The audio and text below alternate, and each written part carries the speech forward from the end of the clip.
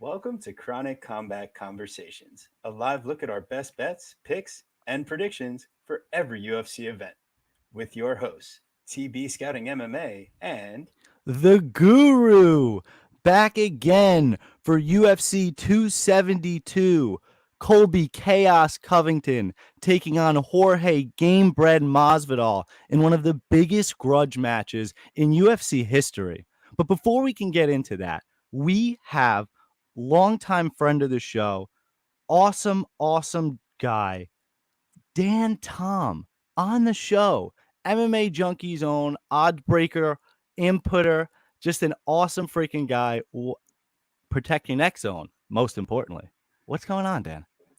Oh man, you guys are too kind with that intro. It's good to be here. What's up, everybody? It's good to finally be on Chronic Combat Conversations. A fan of the name for sure, fan of you guys, and this was long overdue.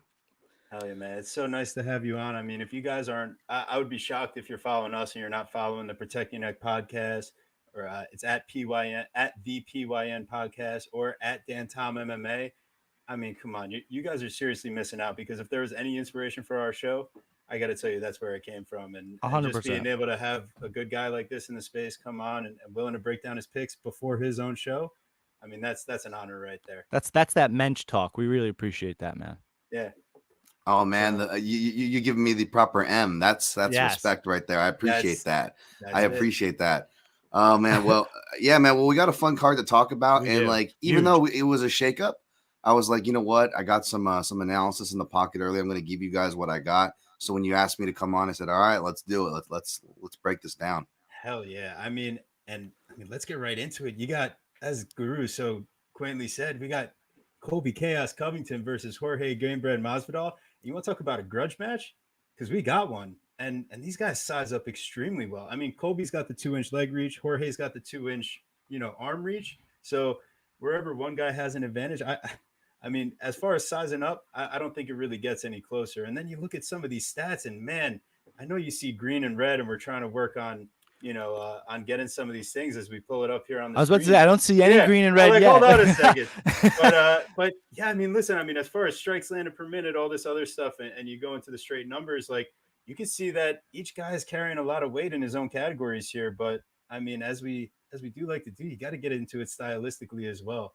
So when you look at this fight, I mean, both guys coming in some of the best shape. I mean, you see Colby taking his pictures, cut up as usual. Jorge, he's looking good, man. I mean, not as good as the poster has him looking though, but he does look good. But yeah, man, I'm super excited to see if these guys get right down into it, or are we going to see a little bit of a staring match at points here?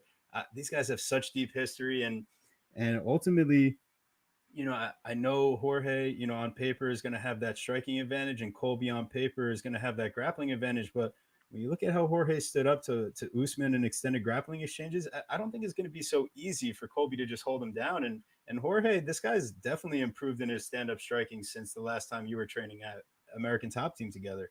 So this fight, I think overall is going to be a lot closer in all aspects than just, these guys are matching up well in size.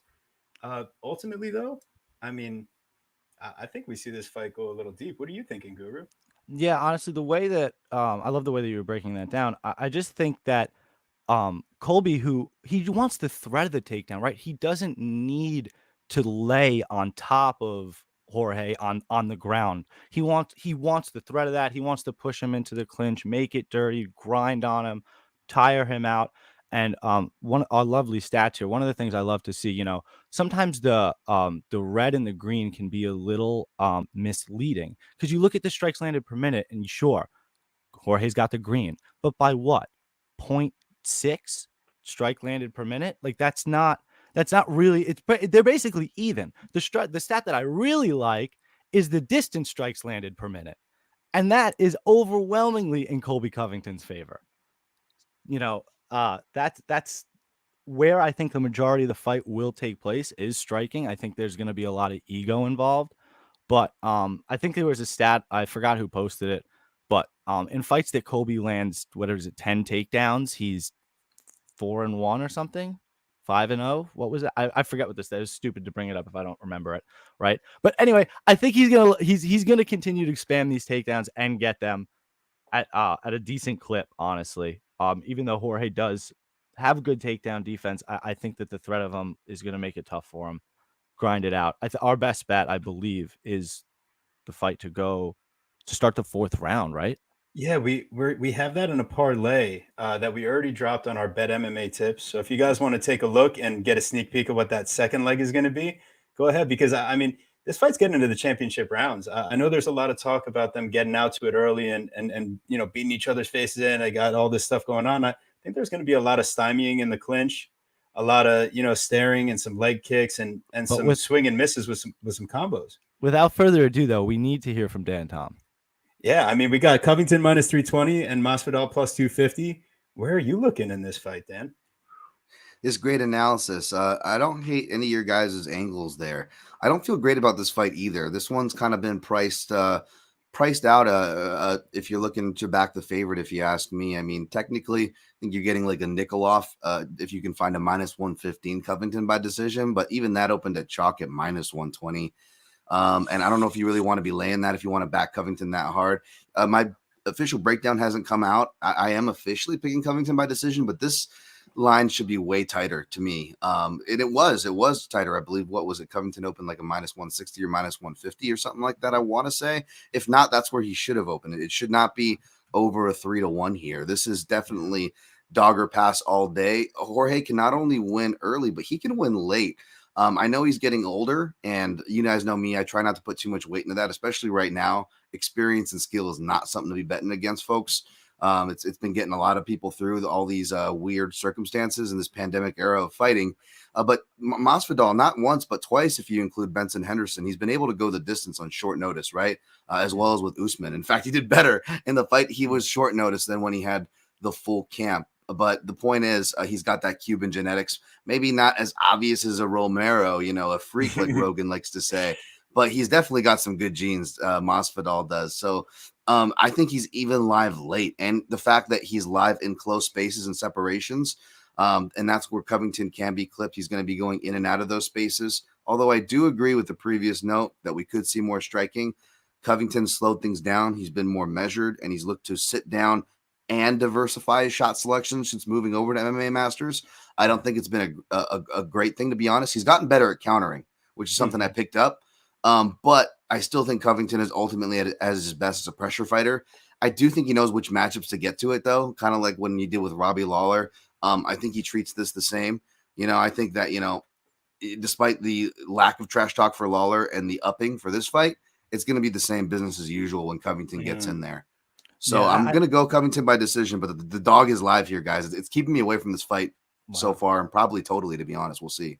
I definitely I can't agree more in terms of the line being too wide. I just feel like until this resurrection of Jorge Masvidal, I mean, you couldn't watch a fight of Jorge's without hearing the commentators talk about how he's a slow starter and how he loses split decisions and he doesn't have that killer instinct. And it's laughable because he, again, doesn't have killer instinct. And then he's on the promos. I'm going to break his face. He's going to be in a pool of his own. Like, bro, you don't fight like that. Like, it's not the way that he fights. And against the cardio king, the guy with 2 lungs, believe it or not, he has 2 lungs. That quote is awesome. But I mean, the cardio king, the unbelievable pressure fighter that is Colby Covington. I just think that Jorge's like a little addicted to losing. Like he is a bit of a journeyman. So like I respect him so much, and he's so talented. His striking, his boxing, the diversity of his strikes, again, some of the best in the UFC. But I think that Colby has a knack for winning, and I think that he's going to be able to pull it out, like you said. Yeah, I mean, if I'm taking a straight play here, I'm going to say fight goes the distance at minus 150 because ultimately, I just think I don't see either guy as a complete knockout artist, and Colby surviving the storm against Kamaru in the second fight, as his, and even in the first fight, he argues early stoppage. I mean, that thing, it should have been stopped at that point. We've seen. I don't see Masvidal having the same type of brute power, whereas he might be more technical. And I do think Colby has shown the chin and cardio to make it the distance against, Jorge Masvidal. we're talking in the UFC, he's got 6 knockouts, 1 sub, 5 decisions. He's got 7 decision losses as well. In his career, he's got the 16 knockouts to the 17 decisions. It's just I do think that this is one of those guys where you're not going to find an easy knockout by hurting him to the body or up top. He's shown to be durable in both areas in the long run, and I'm not sure Jorge has that type of output, like Dan says, as he's pressuring, getting the pressure from Colby off the back foot. It's going to be a little bit different for Jorge. So I am interested to see those clinch exchanges and see how everything goes down. And I probably don't play this fight straight as to go the distance, but check out we got the second leg of our parlay coming up, because we do have this fight starting round 4. And on Friday, I believe Dan Tom releases his unbelievable in-depth breakdown of the whole card, or at least the main card, and his for sure the main event. And it's something I always go to look at to make sure. Seriously, it's something I really always go to make sure. I'm like, okay, am I on a reservation here, or am I somehow grounded in reality? And as long as we're somehow on a similar path, I generally feel very good about it. I appreciate that. I thought it might actually drop today, but usually on Thursdays, the main events, sometimes Fridays if it's split in the week with Bellator, and then fight day, MMA Junkie, you get my quick picks and prognostications. Just real quick, I will add Masvidal 7-2 against UFC level southpaws, with those two being contentious split decisions where you could argue he won against Damian Maia and Benson Henderson. I'm not saying I am. I'm just saying for what that's worth. But I do like the overs that you guys are on. Ultimately, if the gun to my head, that is the play here if you want to look for action, because even though we could get a Gilbert Burns and Kamaru Usman, more oftentimes than not, grudge matches or former training partners go the way of conservativeness. They go the way of tension. They go the way of overs or decisions. So I don't hate that at all. Oh, that southpaw stat is dirty, dude. How are you going to do me like that? And I don't know anyone else that really puts out those stats as much on a consistent basis. Dan Tom, those stances are so much. I mean, I know we have them listed here, but to keep tracking that stat and that data, like, man, you guys are missing out if you're not on the Protect Your Neck podcast. And if you're enjoying the show today, make sure you're subscribed to not only Protect Your Neck podcast, subscribe right here to Chronic Combat Conversations. Throw a like on this video. I mean, you guys listen, but it's only going to keep getting better. Bet MMA, we're in the profit long-term all time, and it's only going to keep on running. So we really appreciate you guys stopping in. And let's get to our last-second scramble of a co-main event here. Crazy. Renato Moicano versus Rafael Dos Anjos versus Renato Moicano. You got Moicano. Well, he just got off a 19-and-a-half-hour flight from Brazil with 3 stops in between while trying to cut, what is it, 20 pounds of weight? I mean, this guy, he's got a lot ahead of him here, but just from a stylistic standpoint, I think this is going to be a tough one too. I mean, Moicano, when we were breaking down his most recent fight against Alexander Hernandez, I was all over the idea of Moicano getting to his wrestling just because of how poor of a defensive wrestler and Alexander Hernandez is, and what happens to him when the pressure starts coming. Rafael Dos Anjos, I think that we've gotten into this idea that he can't face any wrestler overall because of the last run that he's recently been on. But I mean, you got Michael Chiesa, Leon Edwards, Kamaru Usman, Colby Covington, Tony Ferguson. I don't place Renato Moicano's volume or overall wrestling and takedown ability in the same class as that. I do think that Moicano is very happy to stand at distance and trade on the feet. You look at his total control time in the UFC. I mean, Dos Anjos has over 96 minutes of control time, whereas Moicano has only 14. And I know that Dos Anjos has been controlled his own 96 minutes on the other end, but I don't think that's where he's going to be rushing to in this fight. I think Moicano, he cuts a lot of weight, even moving up to 155. And, seeing him do it again on short notice, 3 weeks since his last fight, where he definitely took a little bit of damage.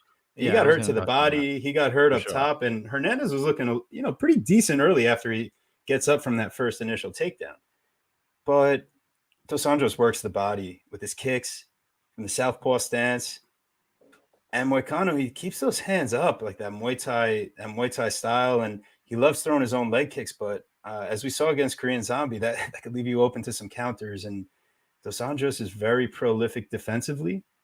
While his distance defense is lower than Moicano's, I do think that, although Moicano has faced a high level of competition, I think Dos Anjos, kind of takes the cake overall from that standpoint. And when you kind of counterbalance their accuracy versus their defense, I think it evens out on paper here. But I just think Dos Anjos has a few more weapons to work with. And ultimately, I don't know why the line's tracking from an opener of minus 200 Dos Anjos to now. I mean, what do we got here? This is it's minus 170 on FanDuel, plus minus 165 on DraftKings. Yeah. I'm just gonna wait and see if this line keeps on moving, because if you get Dos Anjos to like a minus 150, I mean that's a hammer play for me right there. Guru, I mean, do you have anything further on this one from your standpoint? Yeah, I mean, you broke it down in spades, dude. Like, holy macaroni. Just sit back and watch you do it. But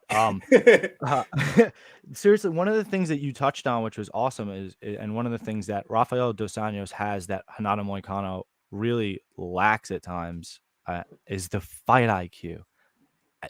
Dos Anjos works the body, works the head. The variety of strikes and the combinations he throws are beautiful, masterful even.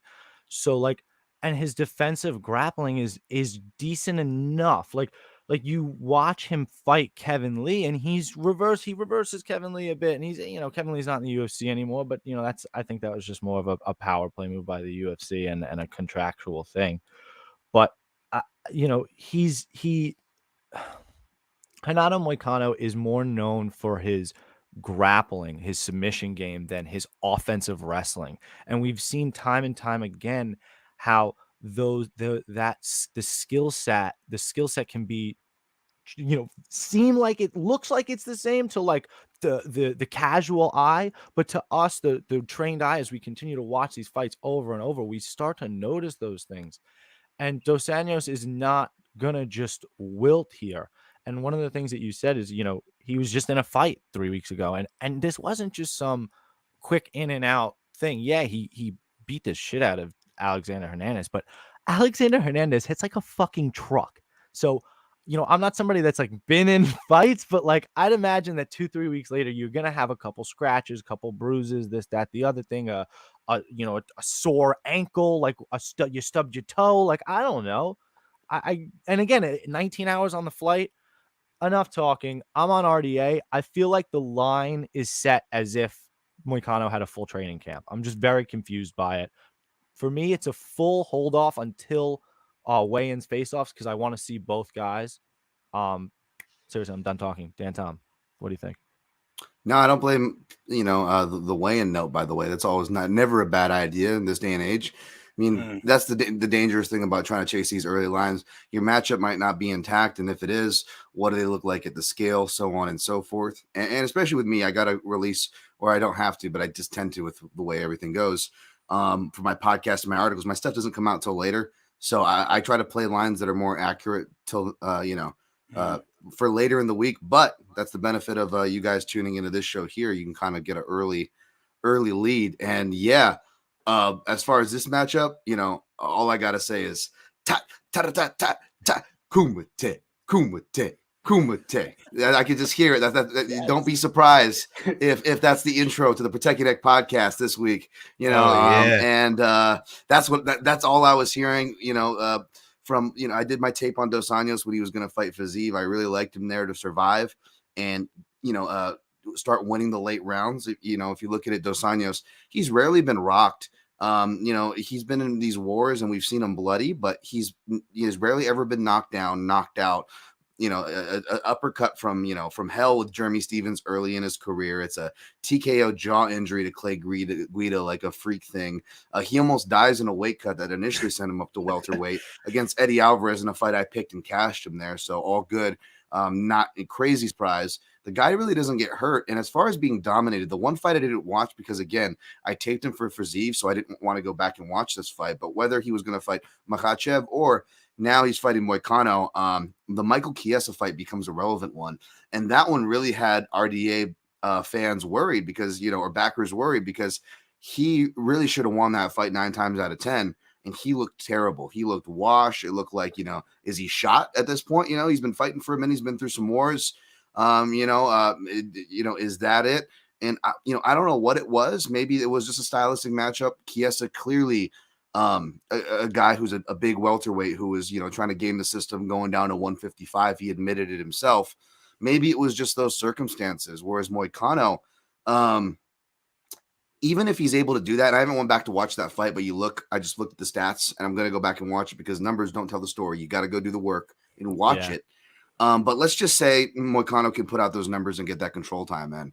And his wrestling, which is underrated and improving, which is why I picked him and I cashed real big round 2 sub against Moicano. Did me real well last time. I like Moicano, folks. He just made some money for me. But I don't think it's at the level of Chiesa. He doesn't have the strength. He doesn't have the size. He won't have the smaller cage to work with like Chiesa, I believe, did for that fight. But let's say he gets that same control time with said underrated wrestling. I think his cardio is going to be way out of whack. You guys noted that he's been getting bigger. He actually has been. In fact, it almost kind of worried me from my play because Moicano looked bigger than I'd ever seen him before. He looked thick, and he's always been a big guy. I interviewed him in studio when he was 145. He was way too big for that weight class. So he's a good size 155er, but I'm talking about like thickness. Like he was looking like your boy here thick. You know what I'm saying? Like, oh, that's not good. Right. And, but listening to interviews, what he didn't show on his Instagram is that he actually went to American Top Team, did a lot of work. Mm-hmm. And in interviews, he actually said he purposely did that. Maybe he was doing his own Mac from It's Always Sunny. He was bulking, but hey, man, he looked great. He looked in great shape. And he actually said something which was interesting. He said he's been afraid. He's been not afraid to gas. And this is another reason why I picked him again to wrestle Alexander Hernandez. And I thought that was interesting. He's always been kind of afraid to gas. And I was like, wow. So what's he going to be like in his first 4th round? He's only been scheduled for 1 5-round fight. That's including Jungle Fights, guys. I don't know if Jungle Fights normally does this, but he did have title fight there. So I was like, okay, he had to have been scheduled for 3 rounds before. Nope, that was only scheduled for 3 5-minute rounds with still the belt icon there for Tapology. So really it's only been the one time with Chan Sung Jung where he got ice. I picked Jung there. I also picked him to get iced by Aldo in the co-main event before that, because even though it might not be as big of a factor, I'd like to think Moicano has matured. But part of the reason was, shout out to my co-host, Dan Levy. He might be asking for Aldo's autograph. You get the fellow Brazilian in there who's been a world champion. Moicano's a young guy, and you look at him, he's really emotional. He's always like, I respect you. He's always kind of weird. But I was like, yeah, he's totally going to get frozen up and not know what to do with Aldo. And technically he was going to get his jab countered. This time, I feel like he's going to be exposed the same way the guy Dos Anjos, who was supposed to meet, exposed him. I know I'm talking fast here, but the guy I'm talking about is Fiziev. Just like you guys beautifully noted, I liked Fiziev in that fight, even though people were like, wait, I got the guy with more paths to victory, a plus money Moicano. I get that mentality, but I liked Fiziev because Fiziev, like you guys said with Dos Anjos, he attacks the legs and he attacks the body. And I think Dos Anjos can break him down. And again, back to my example, let's say Moicano does get that perfect fight. Unless he's able to rock Dos Anjos, and even then, I still don't know. No one submitted Dos Anjos. You know what I'm saying? This guy's a legit black belt. He's went into the guards of Nate Diaz, Cerrone, and been able to get away with it and just tool these guys. Just manhandle them. And he's back down at 155. And even in fights that he lost. And by the way, you go back and watch that Covington fight. A lot closer, especially keeping in scoring than you guys think, right? But you look at that, like Dos Anjos is having some of his best rounds in round 4. He's hitting Kimura sweeps, multiple takedowns, outstriking Covington.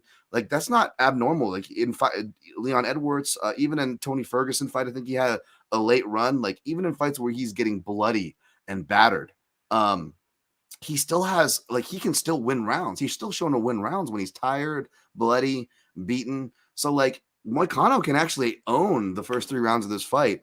And I think Dos Anjos still finishes him. I'm going to sprinkle Dos Anjos rounds 3, 4, and 5.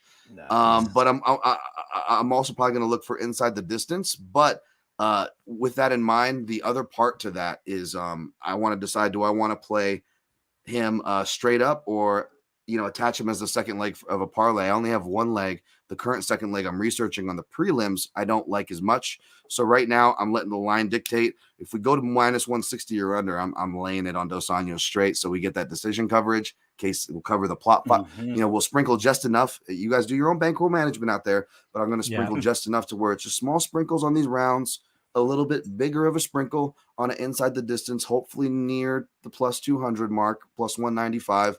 And then you lay the chalk.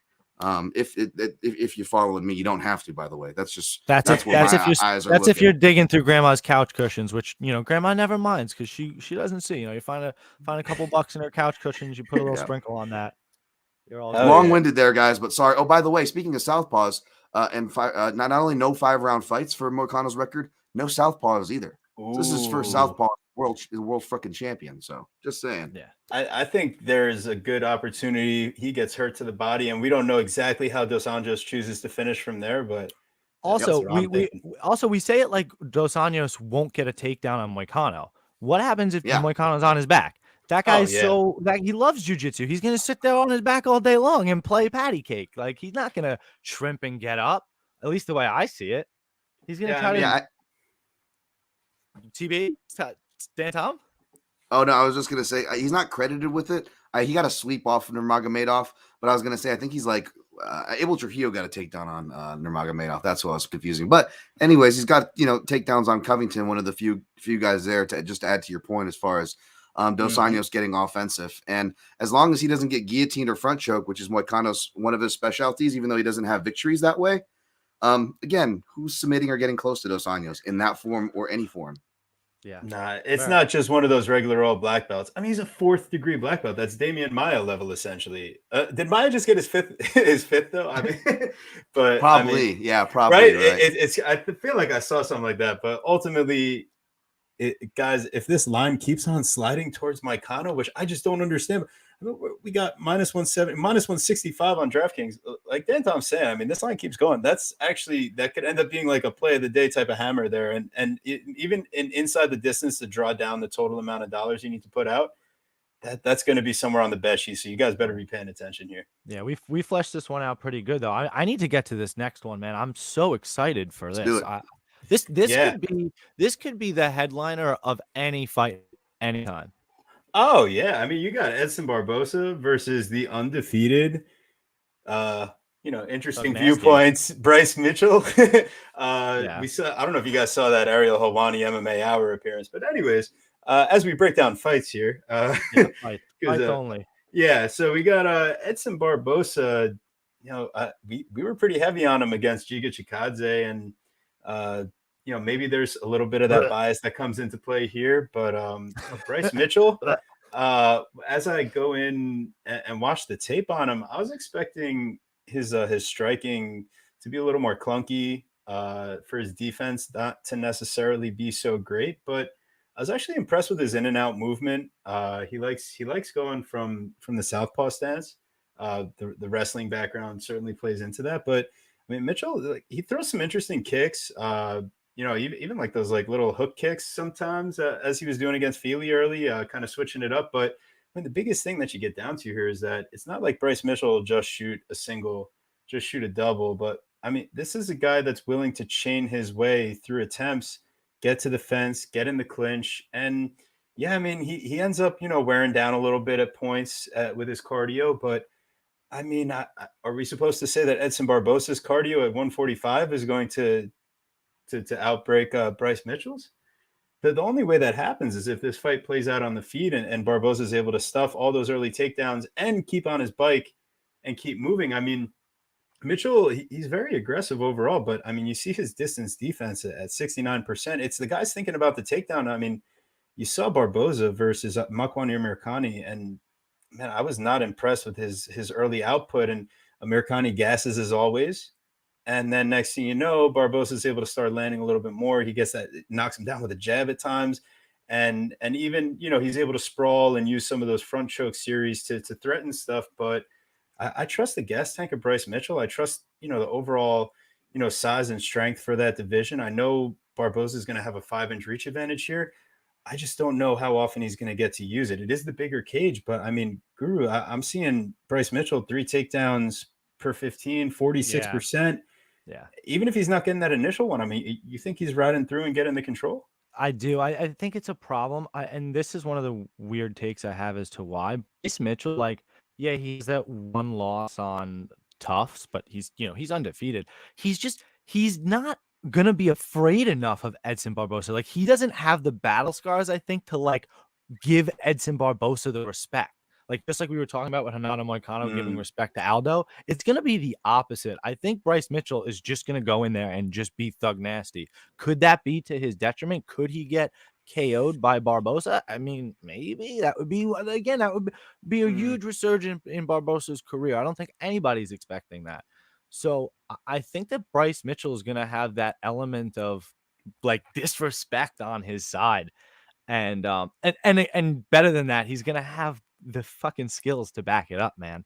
That 3.26 takedowns per 15 is fucking legit. His efficiency is really good at it. He's not just he doesn't it's not like he's just telegraphing them. Like you said, he's fluid with the strikes. You're not seeing him shoot from a million miles away. And again, I'm not sure. I mean, it shows Edson facing a lot of, 20. He's faced 89 takedown in his career, but 26 fights, like UFC fights. Like, I don't even know how many people really try to take Edson down like that. I mean, Giga Chikadze not shooting for takedowns. Amir Khani and Burgos kind of are more mixed bag fighters, but Gaethje, Hooker, just it's interesting. I honestly, I kind of like just top of the main card parlay, just at the top. The line is exactly the same for whatever sketchy reason on DraftKings. Both Dos Anjos and Bryce Mitchell are minus 165, with their counterparts being plus 145 at the moment. So I don't know, 1 unit on Bryce Mitchell and Dos Anjos money line each at plus 157. I'll take it. Yeah, I mean, I definitely see the angle on Mitchell at the minus 165 and Barbosa plus 145. Dan, Tom, unfortunately, no props on. Oh wait, there are props on this side. We don't have any props on the Dos Anjos fight yet, but we have props on this one. Dan, Tom, what do you think? I hate to say it, but yeah, if you play Mitchell under minus 170, that might not be a bad way to go, because as I often say, when the decision or inside the distance or decision and submission in this case, which are like the two competing paths for a Mitchell victory, are pretty much evenly priced. It means the bookmakers aren't sure either. So if you're feeling uncertain, don't feel crazy. They're wanting you usually to take those traps. Unless I feel really strong about my read, I usually will look to either kick for coverage or just obviously avoid completely, depending on the price, matchup, bankroll, what I'm already on, all these other factors. So I'll have to see about this one. Maybe it's a little bit of that personal bias, but I'm rooting for Edson Barbosa here, even though the analyst in me is picking Mitchell. Gun in my head, I'm gonna say decision. I wouldn't be surprised at this point in Barbosa's career if Mitchell is able to join the upper echelon of names that have submitted Barbosa, which is Cerrone and of course Tony Ferguson, which would kind of again kind of bum me out. But hey, man, no one's been able to beat this guy yet, so this is certainly a good litmus test. Barbosa, it looks like he's training at ATT, but we know what we're going to get at Barbosa at this time. And maybe, like you guys said, maybe I'm a bit let down that he let us down in a fight that, especially looking at it now, he could have won that against Giga. Yeah, he really could have. That was the side here, and I hope that he comes through here. But I'm not playing Barbosa, and right now I'm not playing this fight. And not for nothing, this is another one of those fights for me that's a face-off and way independent fight. Bryce Mitchell, we have not seen him fight in over a year, coming off an injury layoff. So I expect him to come out flashy and fine. He's a young kid and a decent athlete, but I want to make sure that these lower weight classes, I love to see these guys weigh in first. Talk about interesting weigh-ins. We got this Kevin Holland versus Alex Cowboy Oliveira fight. I mean, from one standpoint, you got Kevin Holland making his cut down to 170 to make his welterweight debut, at least in the UFC. Maybe I could have researched that a little more overall. But then you got Alex Cowboy Oliveira that's had his own kind of troubles and battles with the scales recently in his own right. And definitely, there seems to be a very clear path to victory as far as, the Cowboy Oliveira side. You see Holland giving up all those takedowns. You see him giving up all the control time. Let's not forget that Holland still at the end of the day has his own black belt, has shown, some solid scrambles and awareness overall, even in giving up extended control time to wrestlers. But I don't trust Alex Cowboy Oliveira at this stage in his career to, one, commit to a wrestling game plan, and two, have the cardio and wherewithal to hold down someone that's going to be so much taller, longer, and probably stronger in this spot, and Kevin Holland. You look at just the striking and the distance striking numbers, and Holland's got some of the most ridiculous striking stats. Given the Joaquin Buckley matchup certainly helps that out. He hasn't faced the highest level of competition, so you do have to take some of that with a grain of salt. But overall, I just think he knows how to use his distance, and I can't trust Oliveira to get to a grappling game plan. And you look at the line at this point, minus 355 Kevin Holland, plus it was like a balloon, Ariel. Oliveira. It was like a balloon. If you go to our Bet MMA page, you'll see we actually caught Kevin Holland at minus 285 and parlayed that to the fight starts round 4. Because the line ballooned up. That was the like a balloon. Yeah, like a balloon. So, I mean, Guru, what? Yeah. I'm really happy that we played this much early. I hate to be those douches. We got this at the early line. We never do that, but I knew that it was a pay-per-view week, and I knew that the line was gonna run. That's the second leg of our parlay. We have like Kevin Holland at like disgustingly like minus 255 or something, minus 265, parlayed with the main event to start round 4 at plus money, which is just like chef's kiss. So hopefully that didn't jinx it. But Kevin Holland's violent. Like, he was a dominant force. He was so violent, and then he goes on he gets grappled by Derek Brunson, the most grappling time ever, only to be outdone by Marvin Vettori with the most grappling time. So really tough break there for Kevin Holland. Then he gets knocked out twice in one fight, which is never fun. Well, I guess knocked out once and then submitted once by Kyle Dawkins. Gets it reset and says, you know what, instead of running that one back like I agreed, maybe I should just cut weight instead. Decides to cut weight. And then again, like we've said, Alex Oliveira, can we trust Cowboy at this stage in his career? Feel like we've been saying that since Mike Perry fight. Can we trust him at this stage in his career? That was like 9 fights ago. The guy has like 12 kids, has checks to, mouths to feed.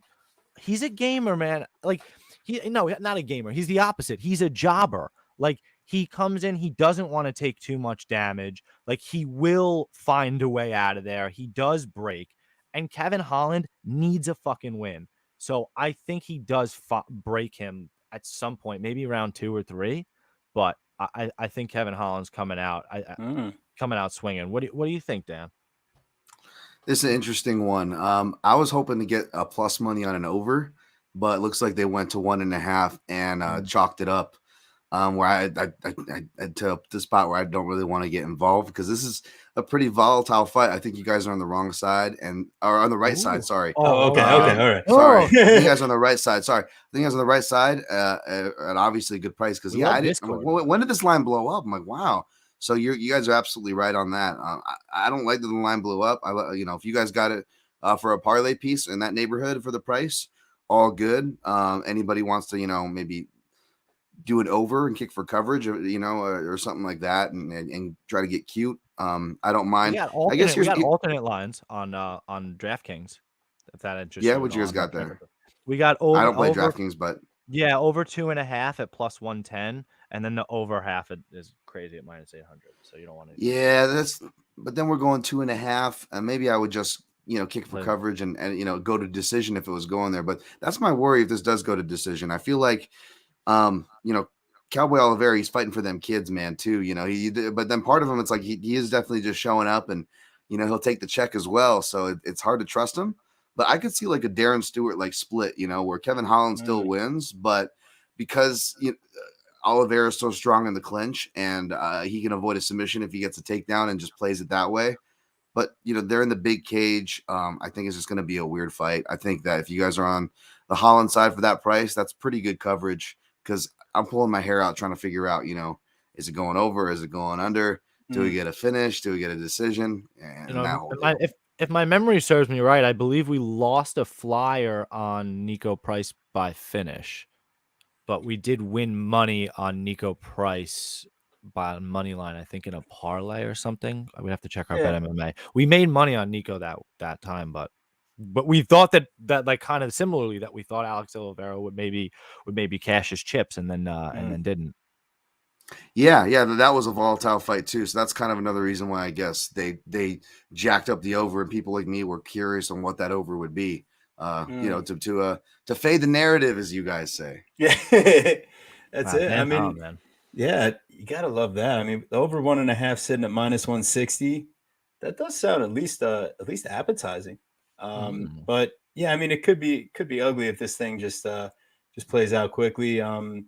Ultimately, I'm really excited to see how Holland does in his new weight class. And yeah, let's take a look at the scales. But you kind of get the feel sometimes when you know someone's super popular and the line's going to get running, and that can come back and Yeah, bite us sure. in the butt. Let's not toot For our own sure. horn until the bet Right. actually cashes. But Right. it was one of those spots where we were doing the tape study early in the week, and a lot of times we'll hold off, but it just seems so obvious that the majority people will be on that type of play, and it just ultimately feels like, yeah, that there might be that sketchy split. It might be close, but yeah, I mean, listen, I'm not going to run and tell you go hit Holland now at -355, but if you were able to get that money out earlier in the week, something weird happens, the line starts closing the other way for whatever reason, yeah, I'd start looking at that again. But other than that, I mean, that over 1.5 -160, it could be a little something to entertain for sure. But now we get down to our last fight here on the main card, right? Or our opener, that is. And Mm-hmm. yeah, I mean, talk about volatility. I think there's two clear ways that this fight, kind of plays out here. And we've Definitely. seen Sergey Spivak do it all, as far as the Walt Harris early knockout. You get the, a little bit of a later knockout from, some, nah, I guess, yeah, a little bit later, but not too much from Tom Aspinall, where, yeah, that was just a great elbow. And Tabura, sits on top of him, better wrestler. And then you see him go with the lay and pray on Felipe. You see him, getting that ground and pound over Vandera. And Alexei Oleinik is able to land a little bit, much on him for my liking before Spivak just kind of sits on top in half. But Greg Hardy, I mean, this guy's cutting tons of weight to get down to the heavyweight limit. Almost missed weight on one occasion. And it's super interesting that the line at this point is now Spivak -205 and Hardy +164. I mean, ultimately, I just think that either Hardy's going to set his pace from distance and be able to hurt Spivak early, scare him off that wrestling, or stuff the early takedowns, confuse Spivak, and do his thing. If not, Hardy's going to start gassing out. Spivak's going to land takedowns at will and find his own finish somewhere around 2 or around 3. So ultimately, I mean, I think this fight ends at some point inside the distance here. Guru, what are you thinking? I think that this fight is a damn slot fest. I think it's annoying that they continue to put Greg Hardy on the pay-per-view main cards. Yeah. I mean, I guess at the end of the day, that's the point, right? We're annoyed by it. We love seeing him get knocked out by Tai Tuivasa. We wouldn't mind seeing him get ground and pound bloody finish like Jared Vandera style. That would be fine for, I think, all of us. But the problem is like, bro, just a few months ago, we were getting him at Pick'em against Tai Tuivasa. And do we forget? He made Tai Tuivasa do the chicken dance. Like, he was not joking. Tai was hurt. And he rushes in because he has low fight IQ. And he literally takes a knuckle to the orbital bone and right to his eye socket, and he buckles over. Like, it wasn't that his chin was gone or something, and he didn't see it coming, obviously, but like it was almost like you get punched in the eye, man. Like, it hurts. Like, that's like getting punched in the balls, but the ball's on your face. Like, it doesn't feel very good. So he went down, obviously, and that's it, and we haven't seen him in a minute since. Then he had an injury, right? He fucked up his hand or You're something. supposed to fight Oleinik, right? Oleinik, which was another weird fight where he was like, I think a dog. Well, it was a weird line in that It was fight. weird. And now this line is I just think it's a little wide, unfortunately. How do you trust somebody like Sergey Spivak? His chin is super questionable. Tom Aspinall, he just kind of like, he hits him and he just like, oh my God, that hurt. And he kind of goes down. I don't, not a fight that I really like at all. And honestly, it gives me the maybe I'm thinking too much to last week, but it does gives me a little bit of the heebie-jeebies in terms of just betting the fight not to go the distance, which is the play I like. Just to bet Minus the fight not to go 225. at chalk, because we just saw that last week with Gregory Rodriguez and Armin Petrosian. Everybody, that fight was not going the distance. Like, they were gonna kill each other, and it doesn't happen. And then we've seen it. One of our famous ones is Thiago Santos, Johnny Walker. Like, we see it all the time with these juiced fights, and these guys just kind of get sloppy. They set a sparring pace, and they just they hang out. But honestly, the truth is that these guys gas out, and they have fatal flaws. I think that Sergey could be pushed against the outside of the cage and knocked out if he doesn't pay enough close attention. And Greg Hardy can clearly gas out after the first round and get ground and pounded. Dan, Tom, anything, bud? What do you think? Yeah, I could see your guys' points on the lines, and I think that's arguable overcorrection. Like we just said, we all do it ourselves, right?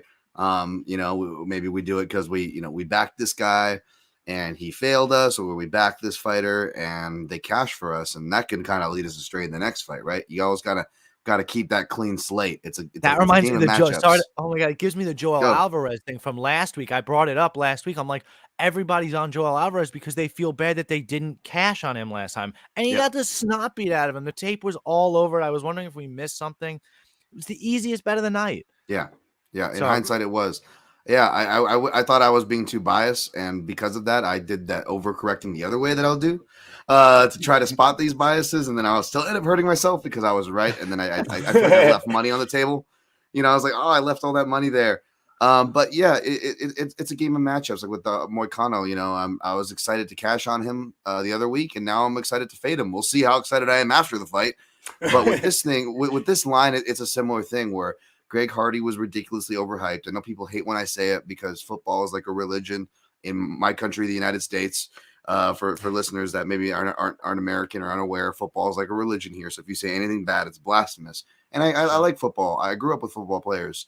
I have nothing against it, but people, the best person from the NFL that ever touched an octagon surface is still Brendan Schaub. If that tells you anything, I don't know if we drop this, great white hope thing. They're like, all we need is someone from the NFL, a super athlete. They learn a jab and a leg kick.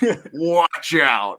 And if you say anything but that take, you get fucking flamed for it, which is why I've loved Greg Hardy's last two fights, because he's just proved me right.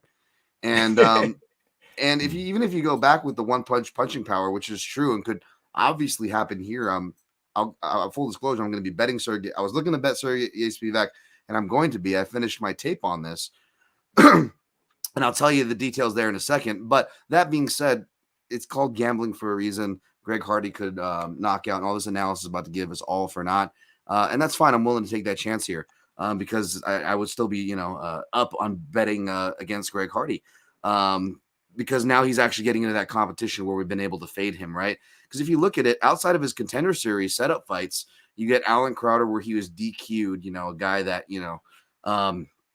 he should have disposed of.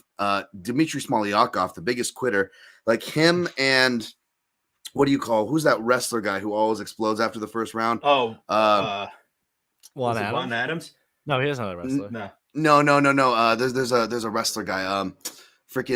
What's his name? Giant Paul Felder, Maxime Grishin fought him, and a bunch of other guys have. Oh, Sabura? No.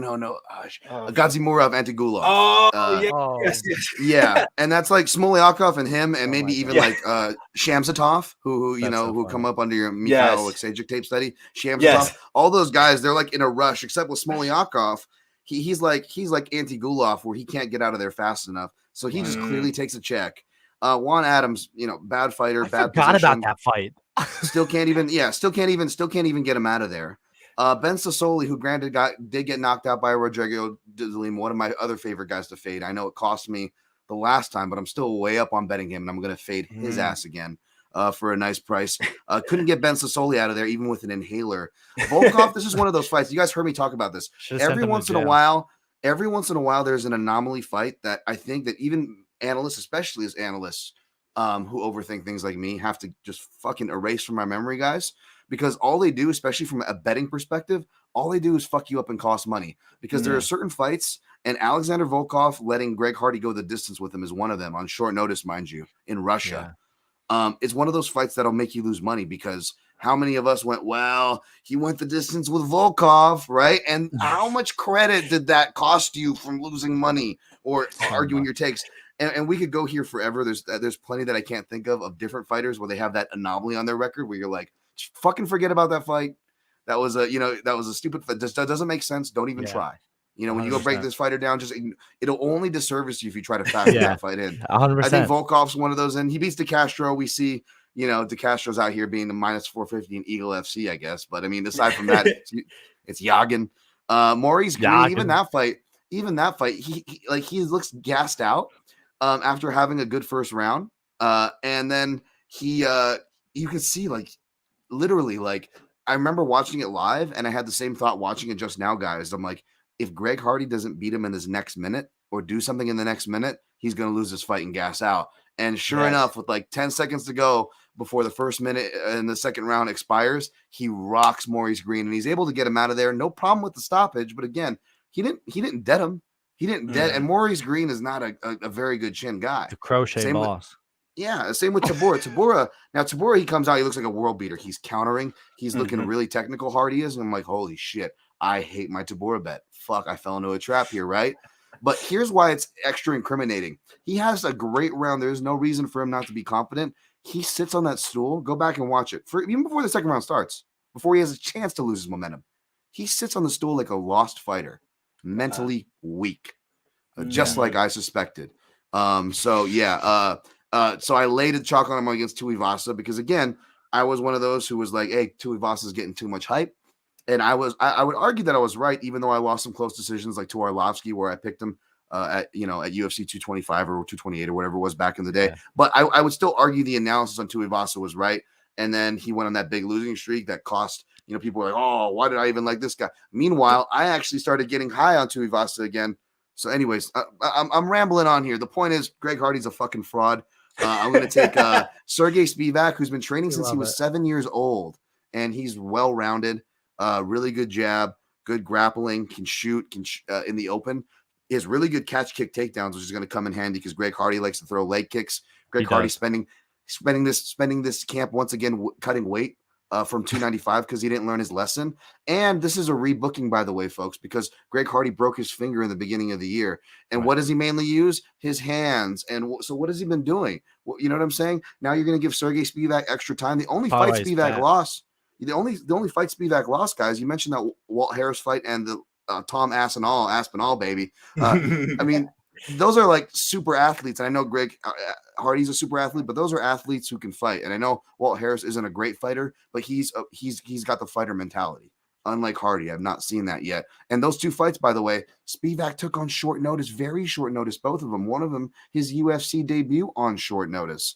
So you're giving him time to prepare. He's at Extreme Couture. I guess if you want to say that bias, he is working with Eric Nixick for what that's worth.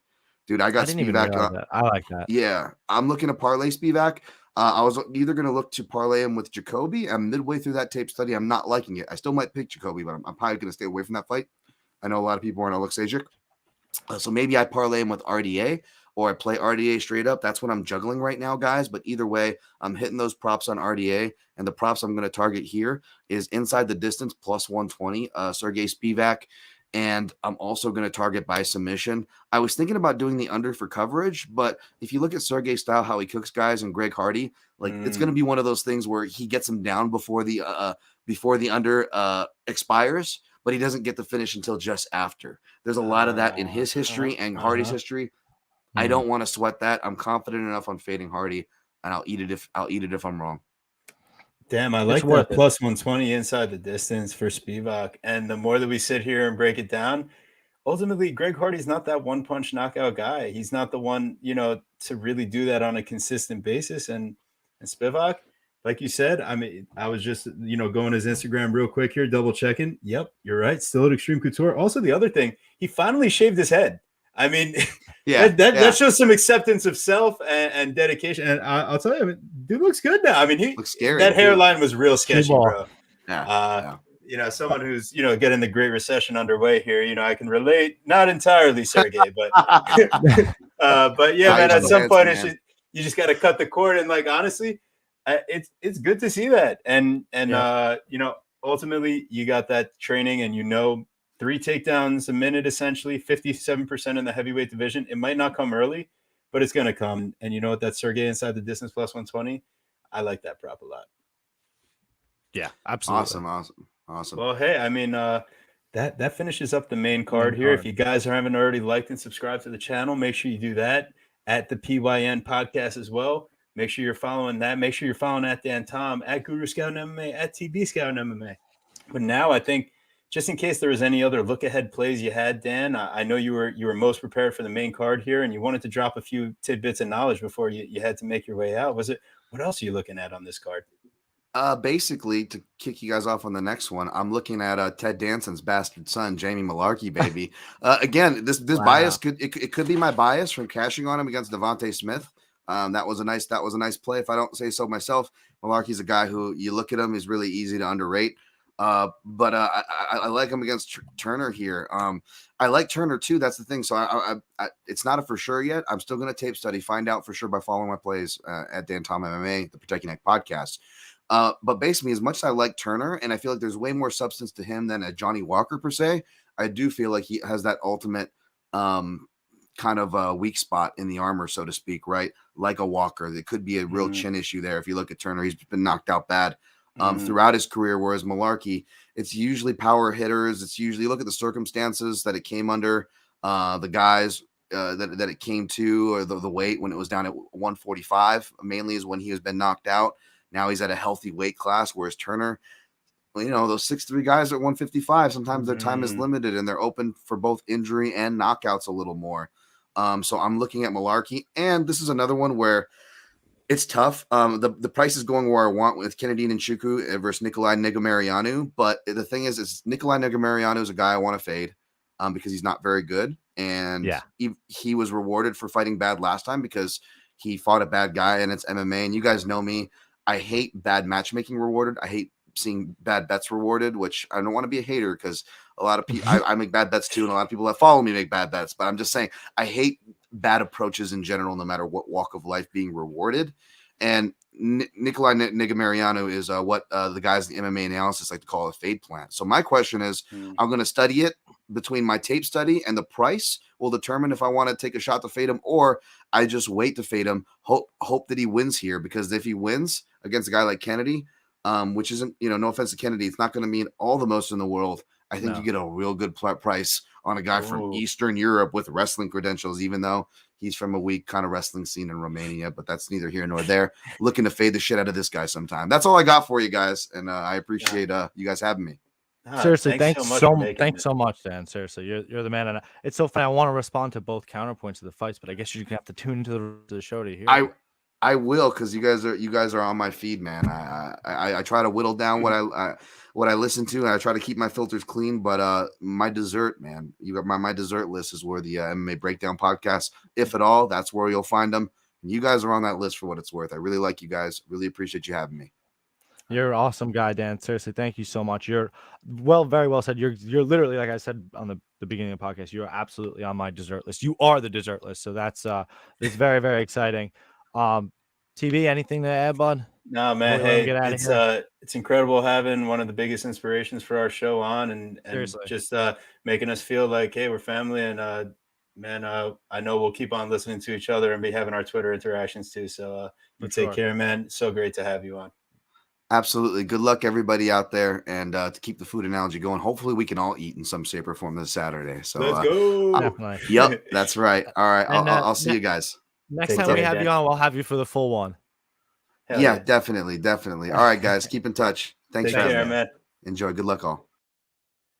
Awesome. Right, what a stand-up guy. Seriously, giving us an hour of his time when he's so busy.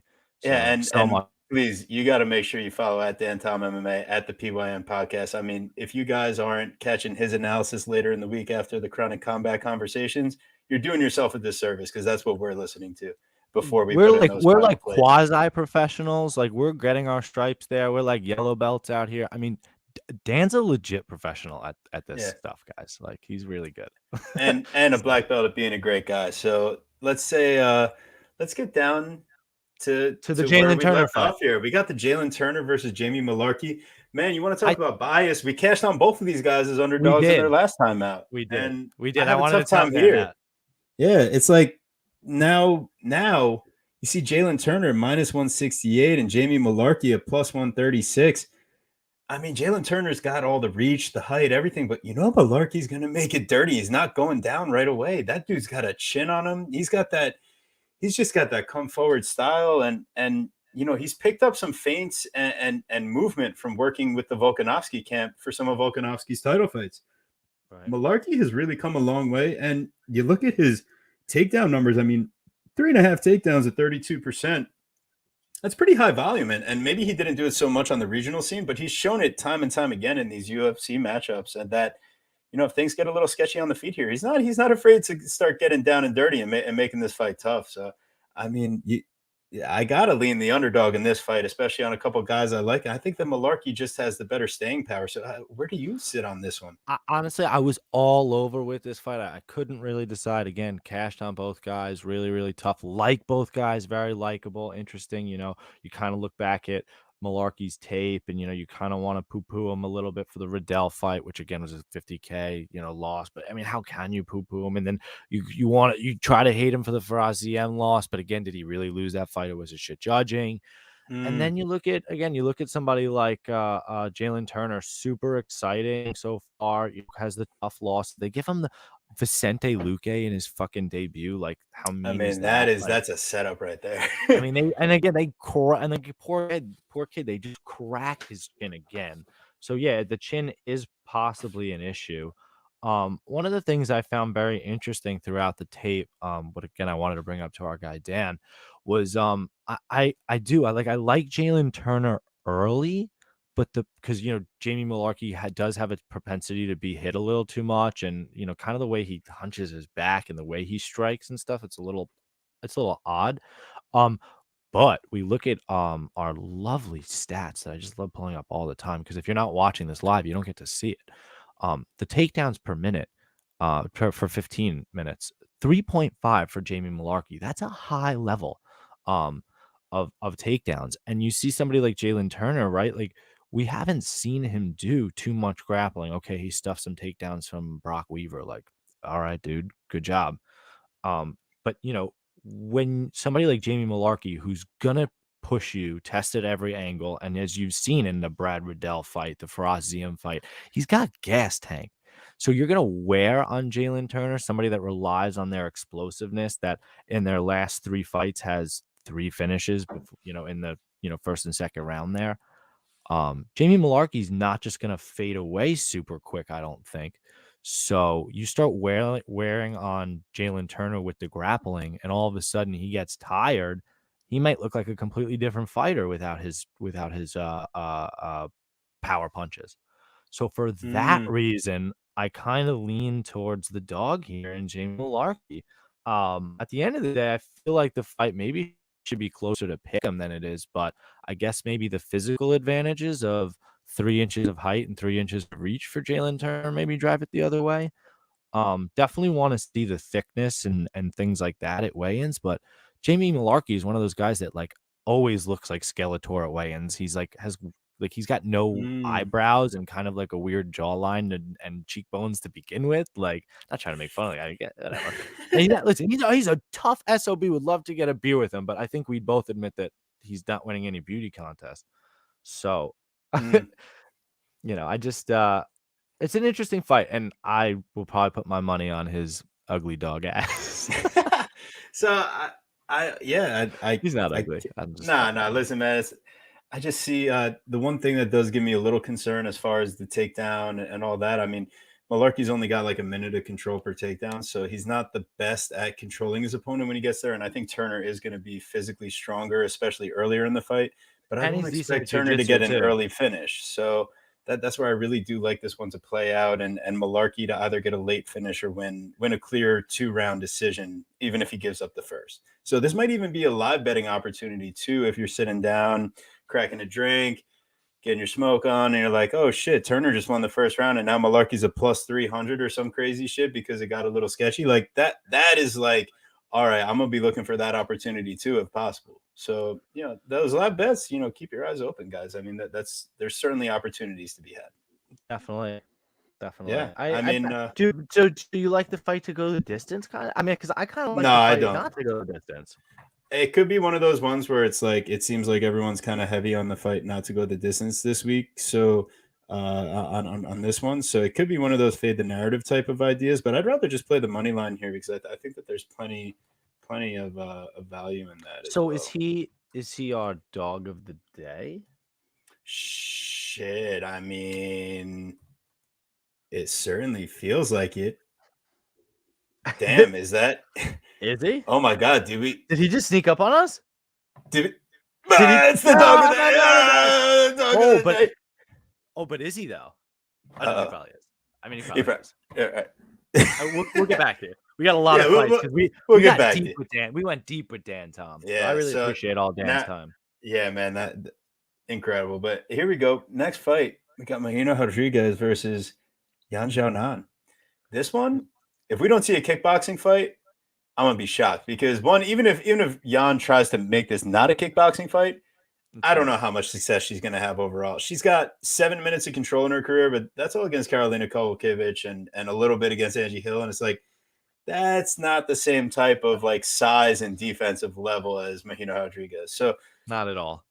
I mean, the only thing that's sketching me out about this fight is that while I favor, the fighter that's had 2 main event spots prior to this, the fighter that's faced the much higher level of competition overall, and the fighter that might have gotten 10-8'd one round by Carla Esparza, but then comes around and wins the next 2 rounds. Whereas Yan Zhao Nan, the second she gets put on her ass by Carla Esparza, there's no getting up, there's no shrimping, there's no movement. In fact, if anyone's able to land some control time in anything, Marino Rodriguez might be able to bully her around a little in the clinch, land those knees with those long limbs, get those elbows working, and guess who might, end up falling into like a little trip or something, a little accidental. Because listen, Zhao Nan, I just don't see her having any path to getting back up. But anyways, this fight, it's going to be a kickboxing fight.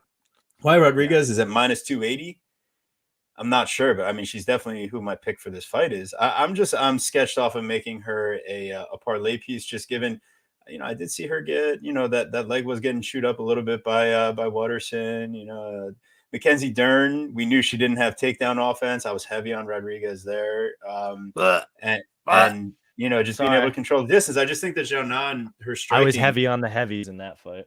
Zhao Nan's got the volume. So if Rodriguez is looking to like play off the back foot and counter here, it could get sketchy if this thing goes the distance. That's where I'm like, why would I play a minus 280? When you look at the defensive numbers for Zhao Nan and her offensive output, I mean, she's not too far off of Marina. It's just I can't take Yan as a side in this fight, given the experience on Marina's side and the skills. Not at all. I mean, what do you think, Guru? You can't. It's unfortunate that you can't. You see maybe a couple striking stats in Yan Zhao Nan's favor, right? The strikes landed per minute and the defense and the distance landed per minute. But, the level of competition is a serious problem. This level of competition is a very serious problem. You look at her fights.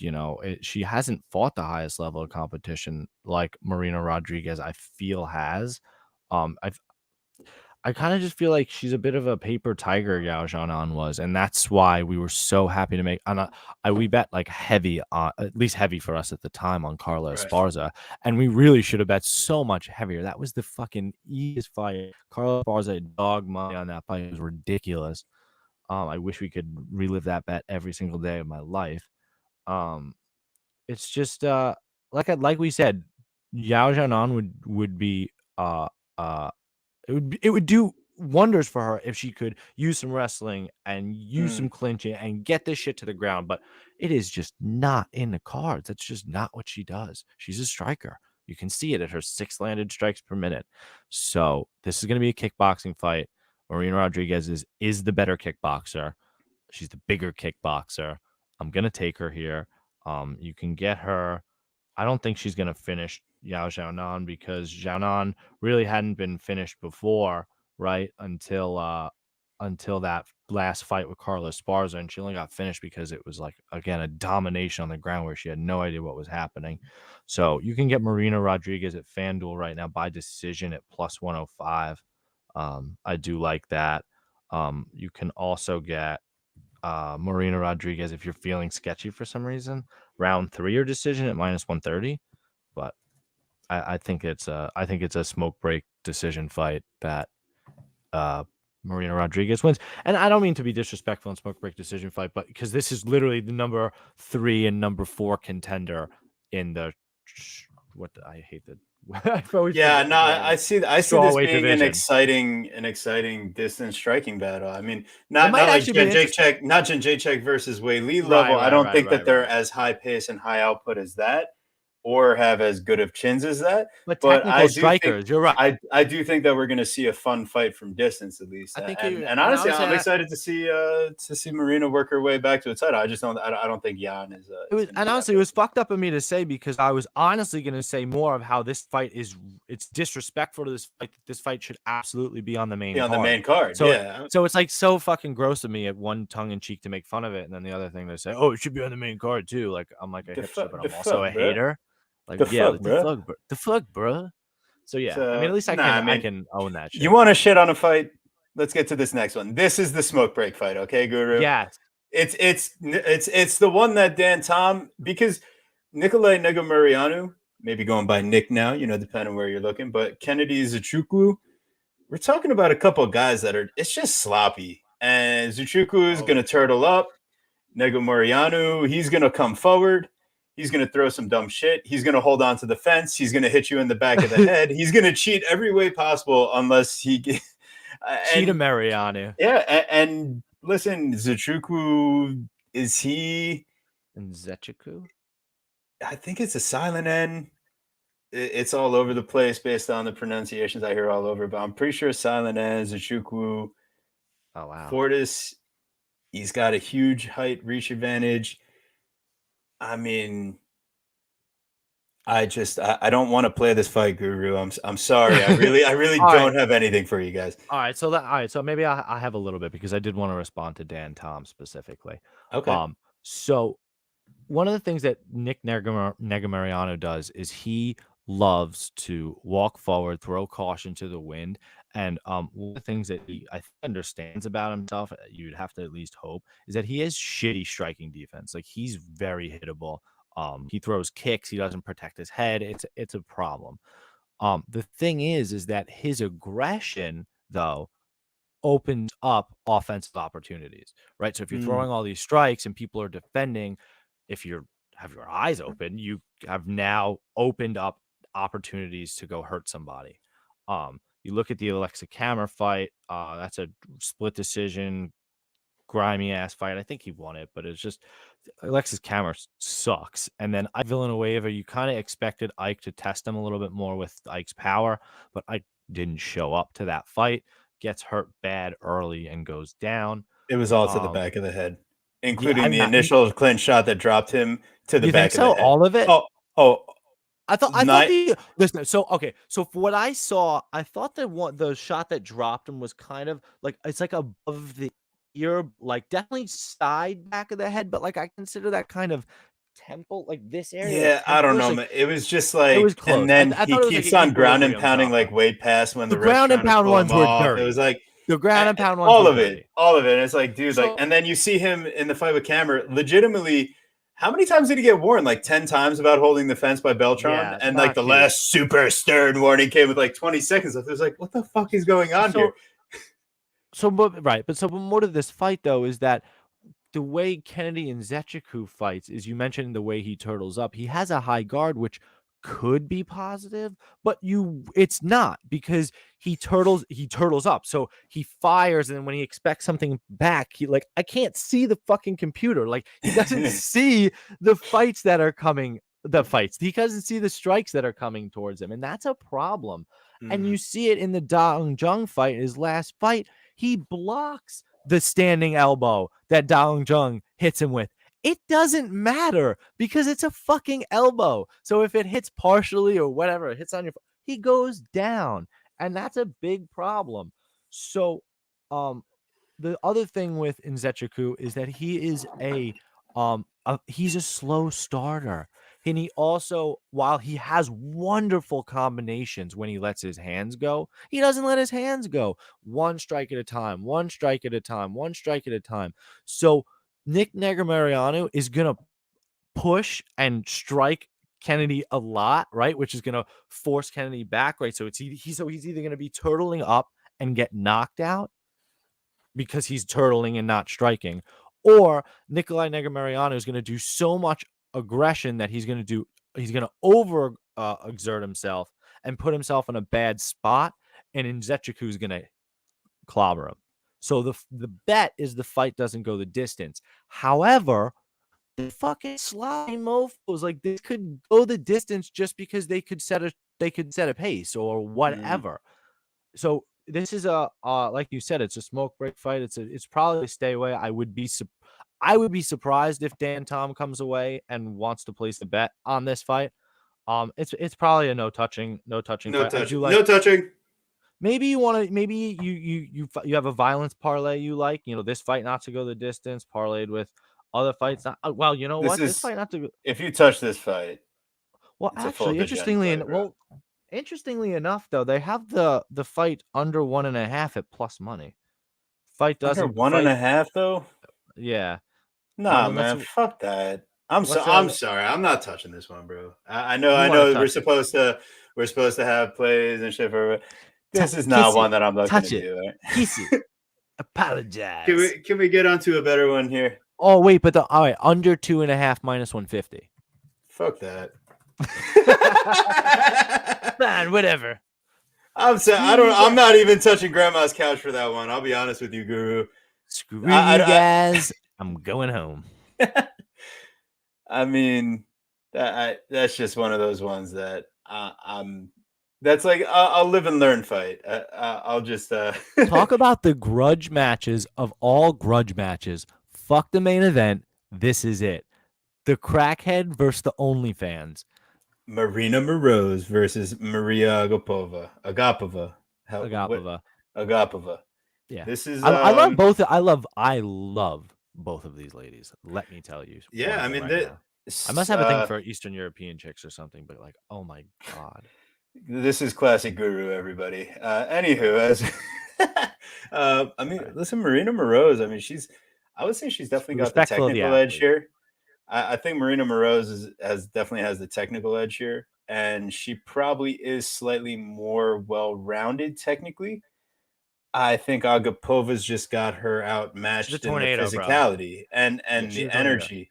It seemed like Agapova was able to kind of get her her cardio under control as far as her last fight when she had a decently high output on the back foot on her bike the entire time, and she ends up not looking so bad into round 3 as she lands the killer combination and absolutely it probably could have been a knockout just off the initial drop, but yeah, I mean, shit, dude, Agapova, she's shown the head kick combination. She snaps off those kicks are probably her best technical aspect of what she does, is that she does it without a real read or tell, and she gets it up quickly.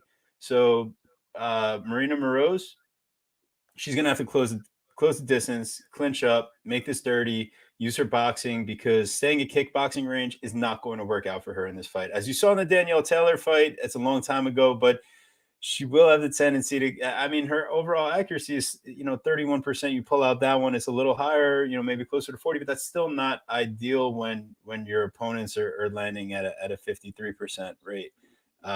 It's just, she's not efficient enough when she fights from distance. When she gets into the clinch, I like it a little more when she starts trying to work into those takedowns, but she's only 4 of 22 in her career overall. It's not like, how are we going to predict her to go out there and have a wrestle heavy Tracy Cortez or even Shanna Dobson level of takedown offense? Because that's what it's going to take to make Agapova gas out, is extended grappling exchanges.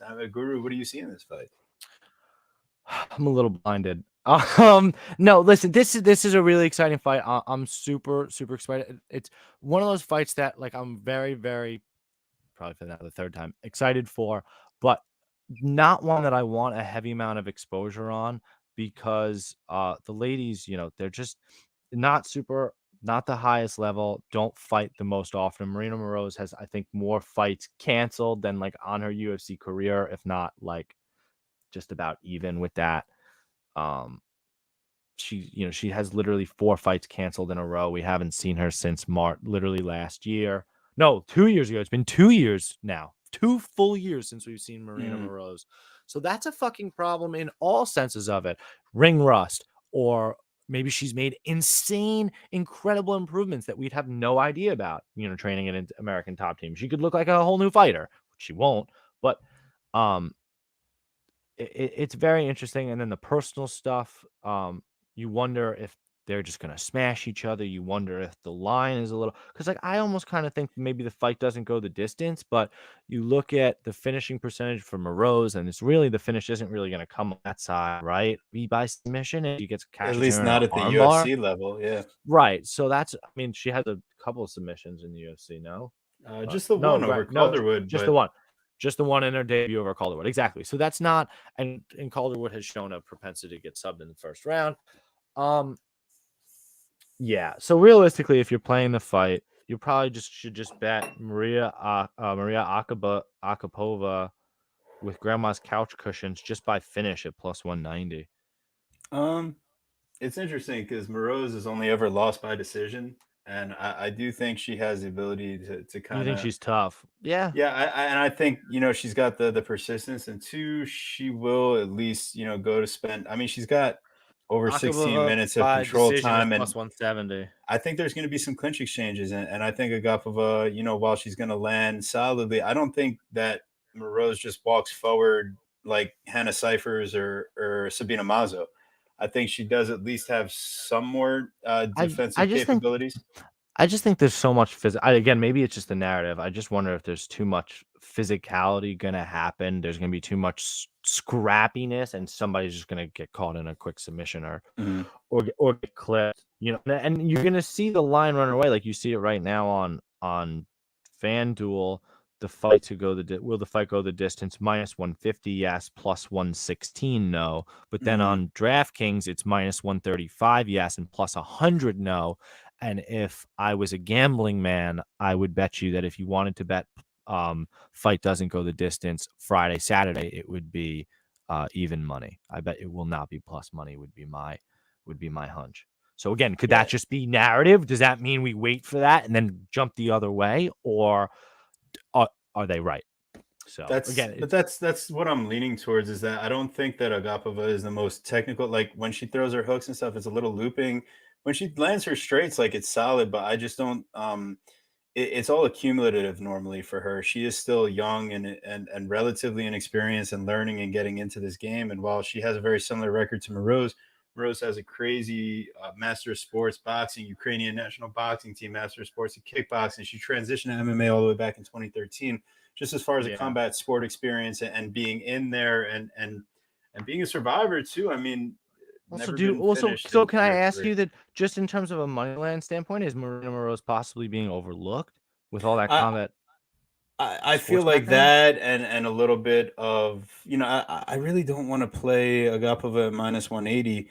If the line closes a little bit, I might have some interest, but this isn't a fight that I'm going to have a big play on. And really, I want to see those weigh-ins and see I mean, Moroz, it certainly seems like she's in great shape, but what does she look like next to Agapova, who from memory shredded, is so gigantic, city. But Moroz is supposed to have a 1-inch height advantage on paper. So what if it looks even more so than, like, what if we're underestimating the size that Moroz could be bringing to the table? So this is definitely way independent, but I am going to take the Agapova side.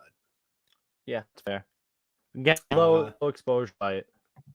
Yeah, this next one, dirty fight. Poor Brian. Boom, our boy. So this one's happened at 145, right? Didn't Kelleher say that this one was going to be up a weight class? No, it's bantamweight, I believe. Going to double check that just to make sure here as we get into it. But I mean, Umar Nurmagomedov, the way he disposed of Yeah, it's a featherweight. Yeah, they're fighting up at Oh, 145. my bad. Yep, I was on No, stupid you're good. typology. I didn't check UFC stats. Umar is definitely of the striking, kind of end of things as far as the Nurmagomedov family goes here. But don't discount his grappling for a second. I mean, his scrambles, his submissions. He's got one knockout in his career. He damn nearly knocked out Sergey Morozov as well. But I mean, he put him to sleep with that rear naked choke. I mean, put him to sleep. That's something that you remember, especially against a guy that talented. And Nurmagomedov, the undefeated record, 25 years old. He has a 3-inch reach advantage, 2-inch height advantage, and he's getting a fight up here at 145. Maybe what that means is that Kelleher's not going to get knocked out. But you see, Kelleher's got 6 submission losses. He's not beyond getting submitted. Yeah, no, but that's the thing though. Even though Umar's the striker, he only has 1 win by KO. He has 6 by submission. So that's the play. It's you got to play Umar by sub. I mean, So if we go look at what some of these props are, because right now the line is -675 Umar and +475. Umar by Kelleher. submission is +175 on DraftKings, and it's which is insane, and it's +210 on FanDuel. What? Yeah, I mean how is it? I mean, Umar by decision. I could definitely see that happening with Kelleher having the extra weight and avoiding knockouts, but I mean he's a little willing to get in these grappling exchanges. If he goes to jump Gilly on a takedown, it's over.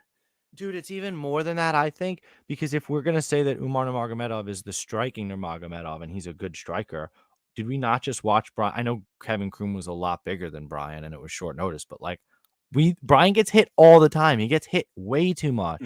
So Umar's gonna tag him, hurt him bad, rock him, and then he's not gonna go for the ground and pound like many people may think he might. He's actually gonna get the sub because that's what he likes to do. Yeah. So you take a -675 and you turn it into a +210 prop on something that he's done half of his fights in his career. Yeah, Umar by sub, man. I mean, that's where I'm looking. That's or honestly, like the way you. I don't know how greasy it is, but listen, Brian's a tough guy. Like, I mean, I don't know if you have I know Brian's tough. I don't know if anybody has any feelings, but Umar Nurmagomedov round 1 or 2 is +165, and then round 3 decision is -130. So I don't know if you had any inklings about how long the fight would last, but probably just best to take him by finish. Yeah. I think ultimately that's where I lean, and that sub. I love me a good submission play. So. A little greasy sub prop that I found for you. Hell yeah. Keep talking to me because talk that shit. Now we got another type of veteran appearance here versus another one of our American Kickboxing Academy cousins. But Tajiro Lembekov just has a way of putting himself in some of the worst positions possible when the fight gets down on the mat. He does it on purpose.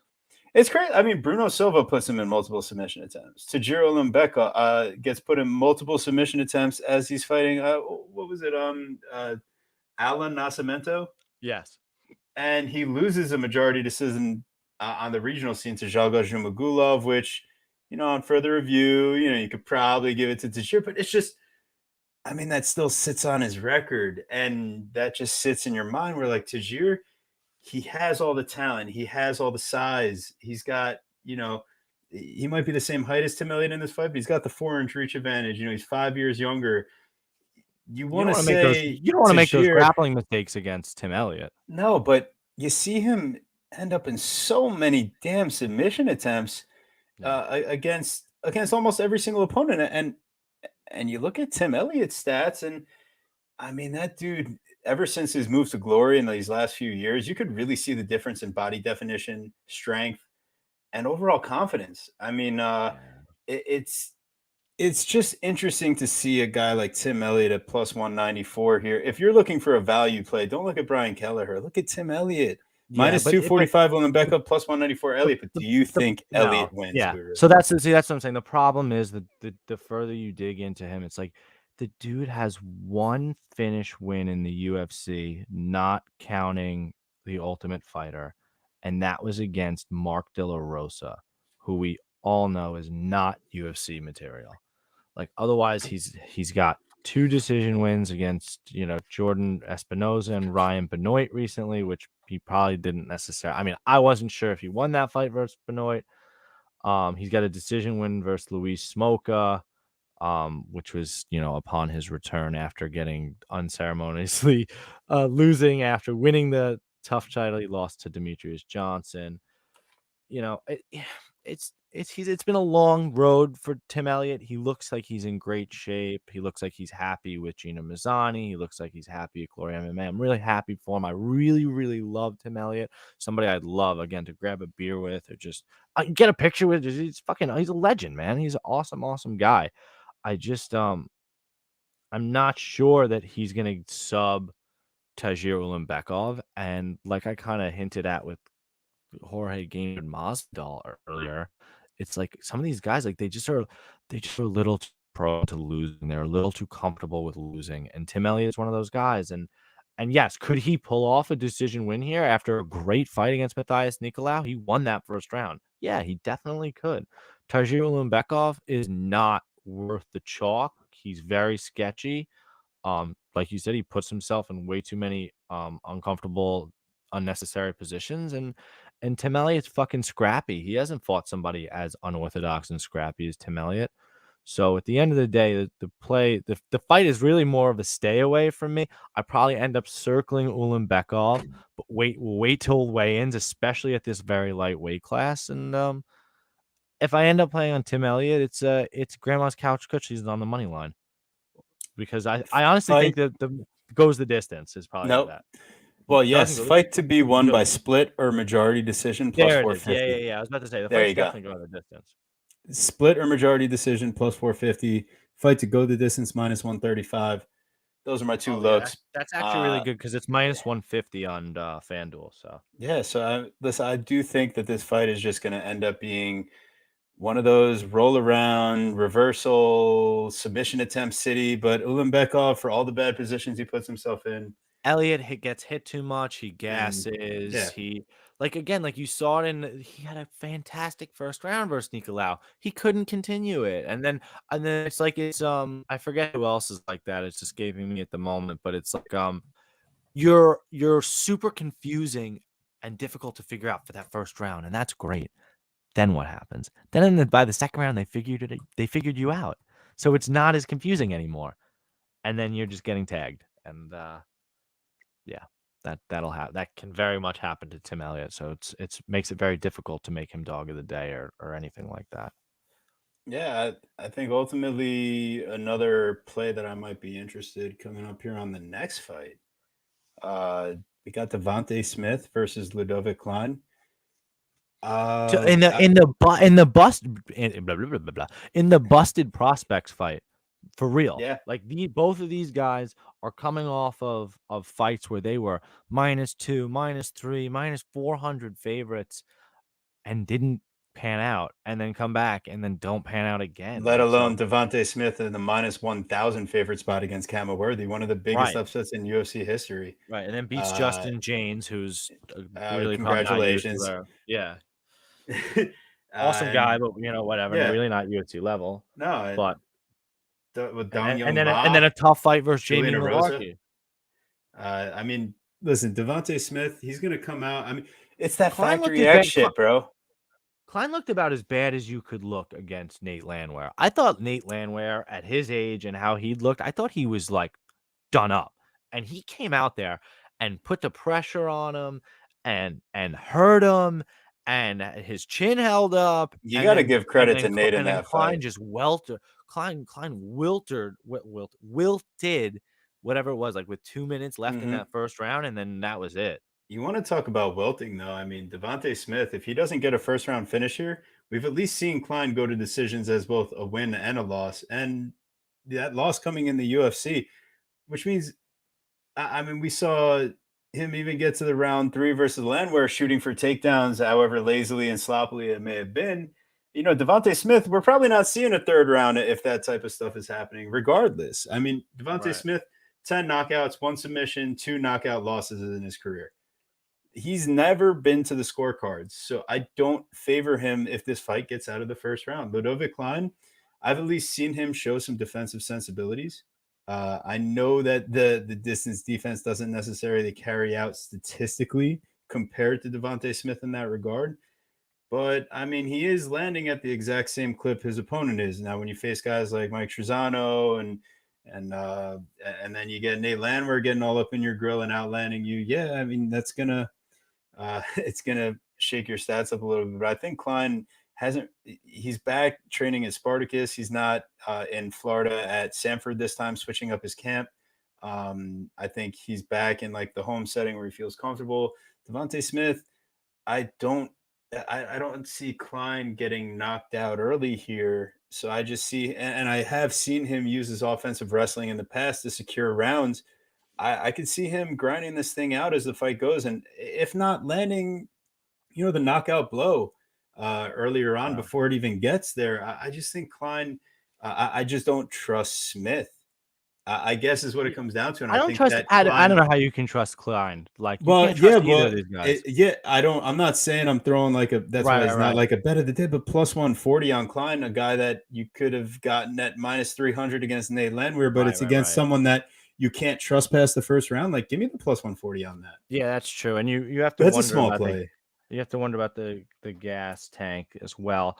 I was wondering if there could be just a violent play at the fight doesn't go the distance. Yeah, I could ultimately see Klein. Daz backing me up here. Klein plus 150 is enough.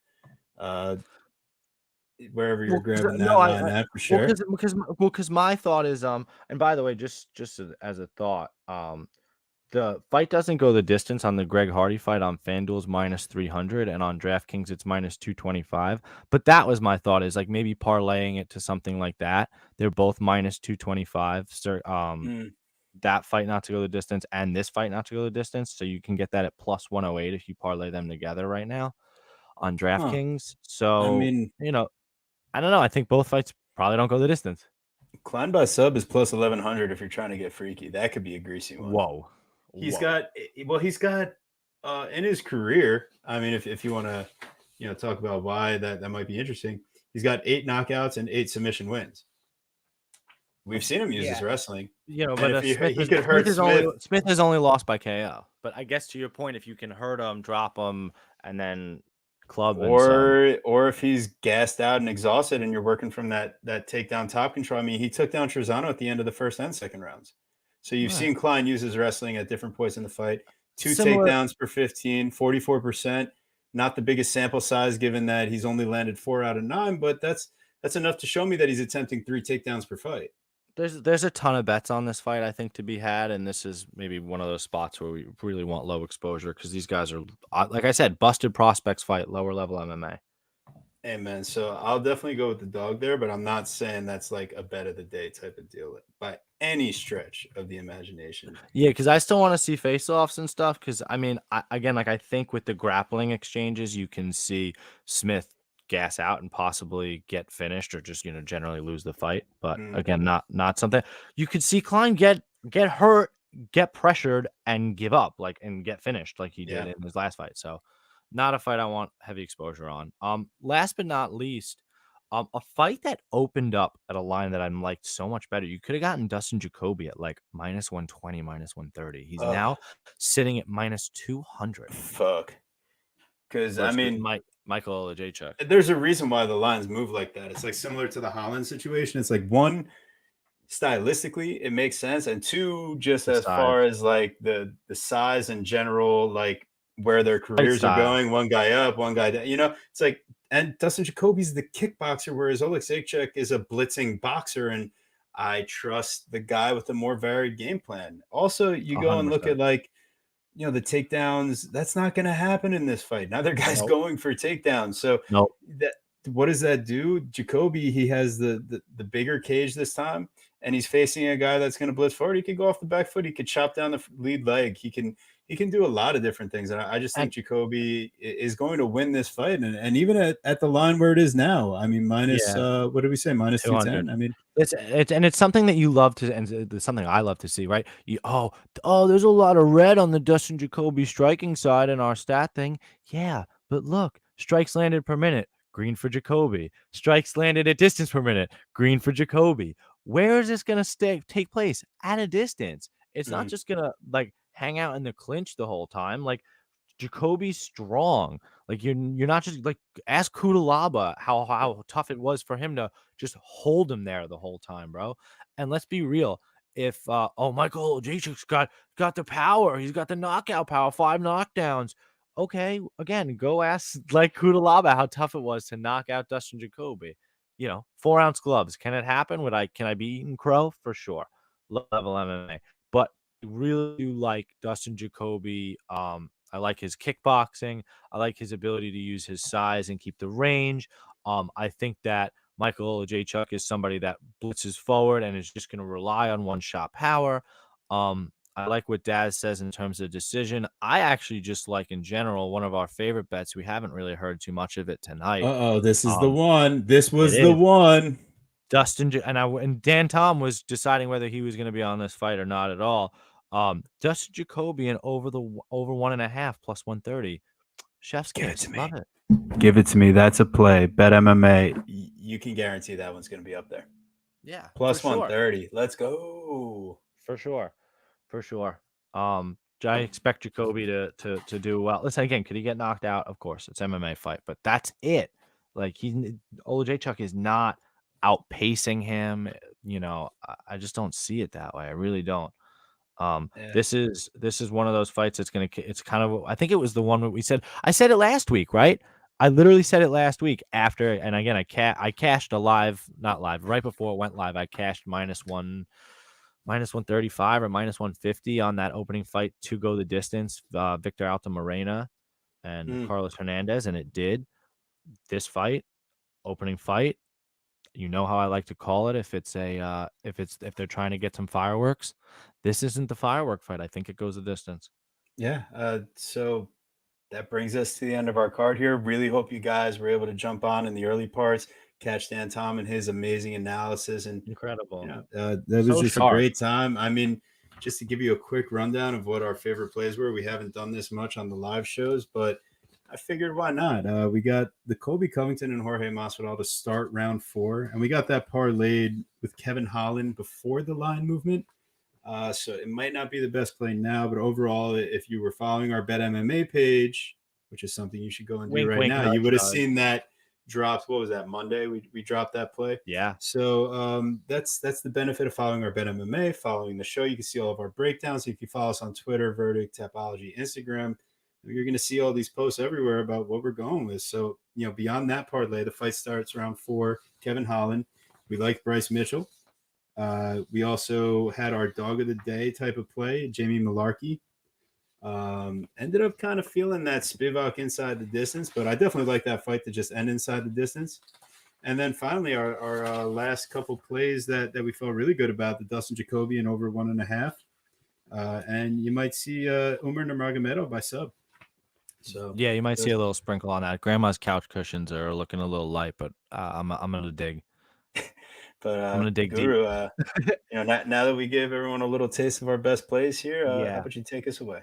Guys, thank you so much for tuning in. A big, huge thank you to one of our major inspirations, an all-around awesome guy. I mean, we really couldn't have complimented him enough today, though. But he deserves them all. Mr. Dan Tom at Dan Tom MMA. Protect Your Neck podcast. If you like listening to fights and you can't get enough of talking fights, I don't know how you're not listening to that podcast. You got to go find my guy, man, co-host TB Scouting MMA on Verdict, Instagram, Tapology, and Twitter. You can find me, Guru Scouting MMA, Twitter, Verdict, Instagram, and Tapology. We post all the time. TB posted like what was he? He was like fucking 5th in the world on Verdict. Like, was it not last event or 2 events ago? It was 2 events last ago, right? event I was last event I was 7th in the world on Tapology. 7th, and I was like, I was like 300th or something. So like, I still like 300s out of 3,000. Like, I'm happy with that personally. But like, I mean, 7th. I've never placed 7th. That's fucking amazing. And if it wasn't for Ji Yeon Kim, but which is ridiculous. But guys, we are like right in the midst, right in the throes of this stretch, this streak of UFC cards. So next week, Thiago Maheta Santos versus Magomed Ankalaev. At the moment, a 14 fight card banger, like just stacked. So we got lots of work to do.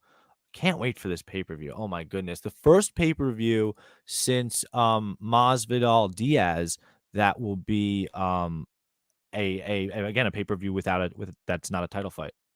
That's why they started talking about the BMF belt again. Yeah, exactly, literally. But bro, I remember how excited we were for that first one though. Because we were like casuals. Exactly. And now it's like, yeah. be serious. I think everybody was generally excited because there was that much hype around Jorge. Now everybody's kind of sick of his shit. You can say the same about Colby, but hey guys, for sure. Hope you're watching this weekend and following all of our plays here. Let's all cash out together, baby. And last time Daddy's gonna be watching his two sons. That shirt is sick. Wearing the Kamara shirt that Daddy's always watching. Yeah, Daddy's watching his two sons fight it out because let's be real about who owns the division. And last time Colby fought, we were there live. That fight was fucking amazing. Hell yeah. So seriously, also, and we just booked our tickets to CFFC 107 in Atlantic City. If you're in the area, if you're a fan of MMA, like you really should be attending the show. And if you're there, come say what up. So we'll be plugging it. Front row, baby. Front row. So I'm literally gonna be trying to talk to John Morgan. So all right, guys. Take care, everybody.